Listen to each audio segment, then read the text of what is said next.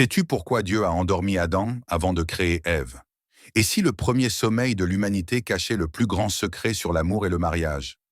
Dieu a endormi Adam pour une raison que la plupart des couples ignorent. Vous êtes-vous déjà demandé pourquoi Dieu a plongé Adam dans un sommeil profond avant de créer Ève? Ce n'est pas un détail anodin du récit de la Genèse. C'est au contraire l'un de ces moments les plus sous-estimés et pourtant les plus chargés de sens. Le texte est explicite. Avant de former la femme, Dieu fit tomber sur Adam un sommeil divin. Il n'eut pas le droit d'observer, il ne put pas participer. Il fut même privé du privilège d'être spectateur de l'œuvre en cours. Il dut rester complètement passif, inactif, pendant que le Créateur agissait en souverain. Car Ève n'est pas née de la volonté d'Adam. Elle ne fut pas le fruit de son imagination. Elle n'était pas une simple extension de son être.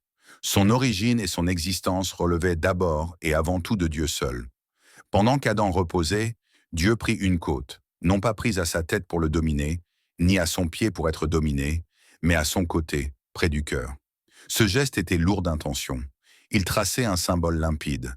Elle n'a pas été façonnée pour régner sur lui, ni pour lui être soumise, mais pour se tenir à ses côtés, avançant dans la vie comme son égal, son vis-à-vis. À son réveil, quand Adam la vit pour la première fois, son premier cri fut « Voici l'os de mes os et la chair de ma chair ». Ce n'était pas une déclaration d'amour au sens romantique moderne. C'était une profonde reconnaissance, une révélation. Ce n'est pas quelque chose que je possède, c'est quelqu'un que Dieu m'a confié. Et c'est à ce moment précis que Dieu dévoila la nature originelle du mariage. Une alliance qui ne repose ni sur le contrôle, ni sur la domination, ni sur la possession, mais sur une responsabilité de confiance, sacrée et à vie. La femme fut placée à côté de l'homme, non pour être dirigée, mais pour être chérie, protégée et honorée avec le plus grand soin. Si cette vision d'un amour qui ne consomme pas, mais qui honore et protège, résonne avec vos aspirations les plus profondes, alors écrivez ceci en commentaire. Seigneur, apprends-moi à aimer comme tu aimes.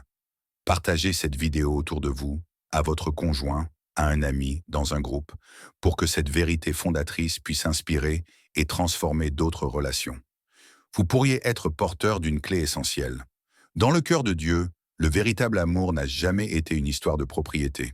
Il a toujours été, et sera toujours, une histoire de garde responsable et de soins sacrificiels. Abonnez-vous à Love Life God et activez la cloche pour ne rien manquer.